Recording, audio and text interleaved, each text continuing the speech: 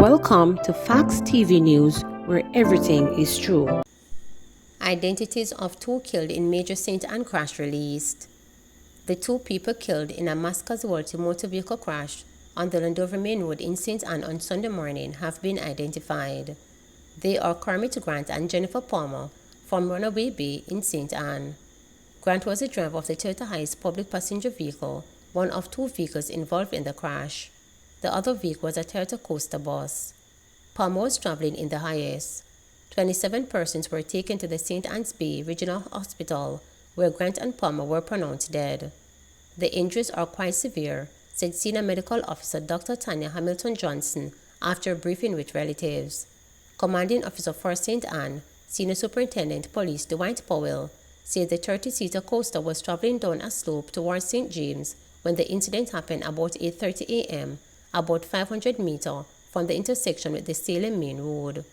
The coaster bus driver may have just overtaken another vehicle when he lost control and the bus slammed into the 15-seater Hiace, which spans the Browntown to Old Terrace Road, the police said. Powell says the road was wet. He says the coaster is owned by the Electoral Office of Jamaica. The incident caused a massive pileup of traffic leading into Discovery Bay and Ocho.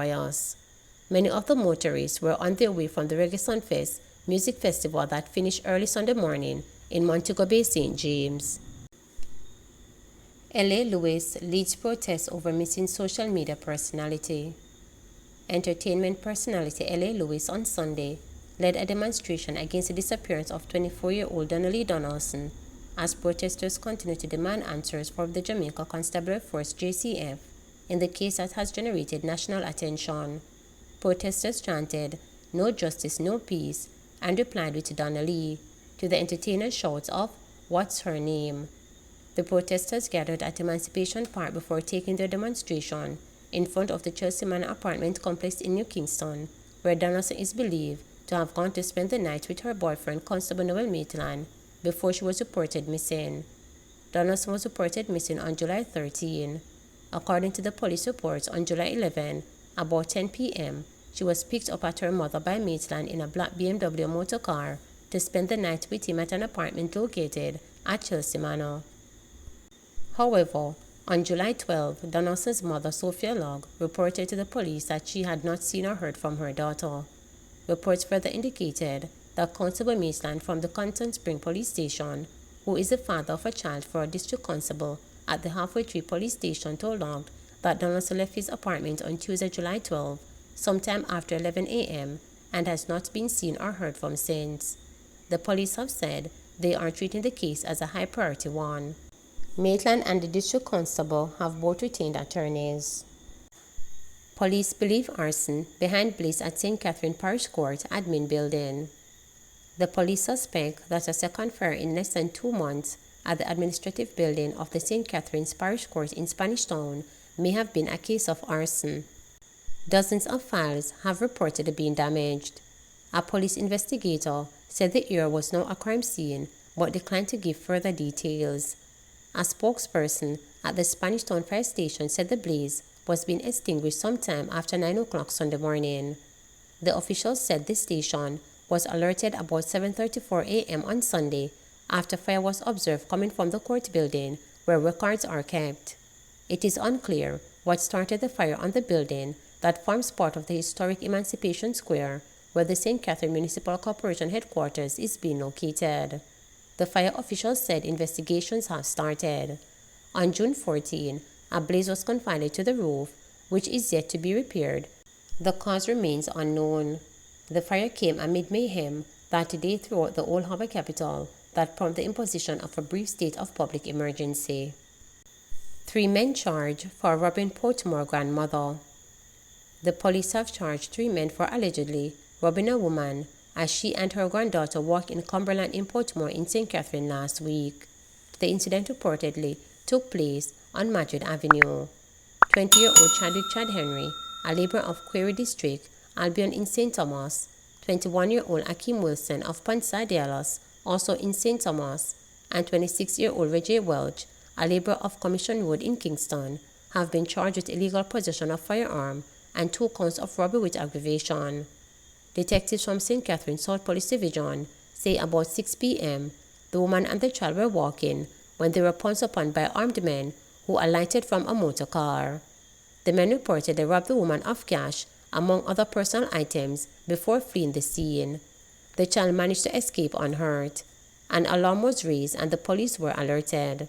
The motor car was intercepted shortly after in the Marine Park area of Portmore, where 3 men aboard. They were arrested and later pointed out. They were charged on Saturday following an interview conducted in the presence of their attorney. Jamaica confirms second monkeypox case. A second case of monkeypox virus has been confirmed in Jamaica. It comes a day after the World Health Organization (WHO) declared the monkeypox outbreak a global health emergency, the highest alert that agency can issue. The Health and Wellness Minister says the latest Jamaican case is an imported one involving a male who recently returned to the island from New York in the United States. The patient is now in isolation and is in stable condition, the minister said in a statement. The case is being investigated and contact tracing has started. Health Minister Dr. Christopher Tufton reported the confirmation of the first case of monkeypox on July 6. That patient went to the public health system on July 5th, having arrived on the island 5 days earlier. The man set off panic on July 9 after fleeing isolation at the Maypen Hospital in Clarendon reportedly because he wanted to enjoy his vacation in Jamaica. He was found and put back under isolation later that day. There have been an upsurge in monkeypox cases globally. WHO director stated on Saturday that more than 16,000 cases have been reported from 75 countries. St. James man arrested for breaches of the Firearms Act. One man has been arrested following the seizure of a firearm and several rounds of ammunition in Marintown, St. James on Saturday, July 23. Reports from the Springmont Police are that about 9 p.m., a team of officers was conducting a patrol along Marintown Main Road when the suspect was seen acting in a manner that aroused their suspicion. He was accosted, searched, and a strapped bag he had in his possession was searched and found to contain one Browning 9mm pistol with a magazine affixed containing 6 9mm rounds of ammunition. The weapon was seized and he was taken into custody. His identity is being withheld pending further investigations. Devil held with firearm, robbery and kidnapping charges. 28-year-old Stephen Roden, otherwise called Devil, a mechanic of Redpan District, Fraser's Content, St. Catherine, was arrested and charged following an incident that occurred in Cherries Heights, Clarendon on Tuesday, July 12. Reports from the Maypen police are that about 1:30 p.m., Roden and another man posing as police officers held up and robbed the complainant of one Toyota Wish motor car valued about $1.3 million, a cellular phone, cash amounting to $37,000, and US $190. Roden and his accomplice then reportedly forced the man into a Toyota Prado motor vehicle and left with him against his will. The complainant was subsequently thrown from the motor vehicle in the vicinity of Borders, St. Catherine. Roden was later arrested and subsequently charged with illegal possession of firearm and ammunition, robbery with aggravation, and kidnapping. His court date is being finalized. 2 boats, car and truck destroyed in Kingston Harbor fire. The Jamaica Fire Brigade has confirmed that a fire of unknown origin destroyed 2 motor vehicles, boats and equipment at Kingston Harbor in downtown Kingston Saturday afternoon, leaving millions of dollars in damage. It destroyed 2 boats, a motor car and a truck. A fireboat was initially deployed to extinguish the blaze, but it was not until 2 fire trucks were deployed that the fire was brought under control, a representative from the Jamaica Fire Brigade told reporters. It is reported that the fire started about 12:30 p.m. close to the property housing the Marine Police and a fireboat belonging to the Jamaica Fire Brigade on Marcus Garvey Drive. The fire quickly grew out of control before a fireboat was deployed to battle the blaze. Mandeville nowhere near ready.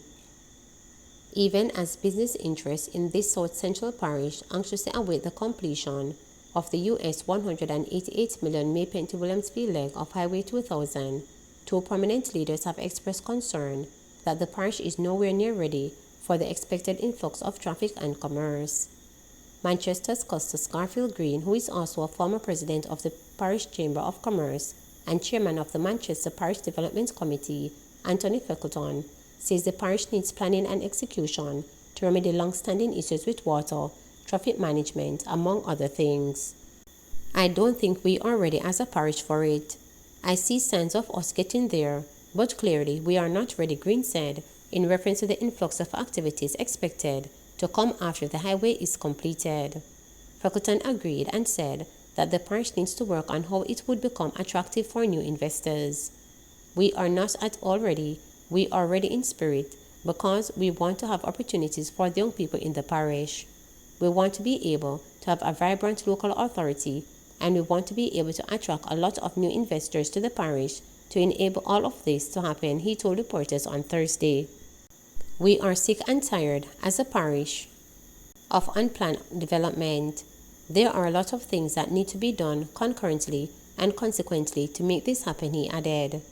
The highway, which is now 75% complete, is fast advancing, with it expected to be finished ahead of the March 2023 deadline. The project, which will reduce traffic time between Kingston and Mandeville and points west, was originally scheduled for completion in October 2022. Green said the highway will drive economic growth based on the geographical location of Manchester. This will be improvement in commerce across the parish. If we look at where Mandeville is located, it is almost near major towns out of Kingston. If you travel on the highway, I'm expecting a lot more traffic to be coming into Mandeville, he said. His comments followed a paper published last week which highlighted the highway is expected to drive the next big boom in Manchester following the downturn in bauxite. We are really looking forward for Mandeville to be positioned for the next boom after bauxite in terms of the industrial age, said Spence Johnson. Freckleton said any expectation of the issues affecting Manchester being addressed in the short term is unrealistic, because our government does not have enough fiscal space to respond to the needs of the parish to make it a seamless transition from depending solely on bauxite to a variety and diversity of our local economy, he said. Green is concerned that traffic management and basic road safety infrastructure is lacking in Mandeville.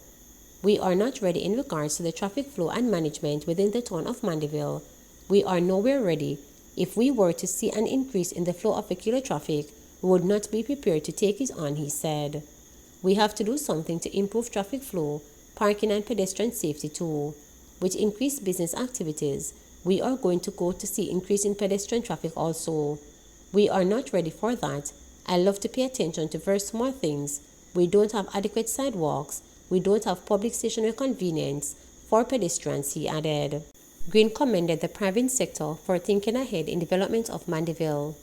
We can be thankful and grateful for the private developers. We're seeing the sovereign center. We're seeing the business process outsourcing sector and what proven investment is doing. Look at how they are doing things, he said in reference to 3 major construction projects ongoing in Mandeville. We have the Sovereign Center, people widening the road already for the entrance. They are thinking ahead. We have to be depending on them, he added. Freckleton reiterated his view that Mandeville Primary and Manchester High School should be relocated out of Mandeville to Albion, an area south of the town centre. We can't just be thinking about the development of Mandeville as it is now if we don't arrive to a consensus as to increasing the real estate availability in Mandeville by negotiation, the relocation of 2 schools in the center of the town to free up 15 acres of land. Then, where is all that expected to go? We are here going on to accommodate it, he asked. Please remember to subscribe, like, share, and click the notification bell for daily updates.